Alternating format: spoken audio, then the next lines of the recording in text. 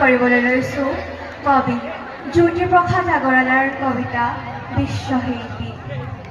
শিল্পী মই তিনিও কালৰ, অতীতৰ, বৰ্তমানৰ, অনাগত ভৱিষ্যতৰ। আদিতেই যাত্ৰা কৰি অনাদিলে যাওঁ, ধ্বংসৰ মাজেদি মই ৰূপান্তৰেদি ৰূপ পাই নৱতম সৃষ্টিৰ শলিতা জনাওঁ। জনতাৰ হৃদয়ত মোৰ শুনো আদিগীত, মই পিন্ধো বিশ্ববেদ, নতুন দৃষ্টিৰে চাওঁ সৃষ্টি অনিমেষ। নানা ভাষা, নানা আশা, নানা জাতি বৰ্ণ যিনি, মই শুনো ঋণী ঋণী বিশ্ব জনতাৰ এক অপূৰ্ব সংগীত।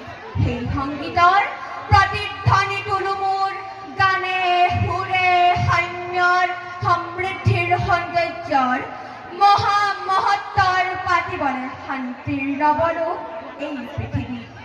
মোৰ কল্পনা মেধা বুদ্ধিমনিষাৰে মোকে কৰি সংস্কৃতিৰ অপূৰ্ব আধাৰ, মোকে শলিতা কৰি জ্বলাওঁ বিশ্ব চাকি বিশ্ব জনতা পূজাৰ। সেই পূজাৰ প্ৰধান লক্ষ্য কৰি মই মোকে দিওঁ উপহাৰ, মোকে কৰি সুৰ উপচাৰ। বিশ্বজুৰি জনতাৰ জয় জয়কাৰ হওক, জয় জয়কাৰ। ধন্যবাদ।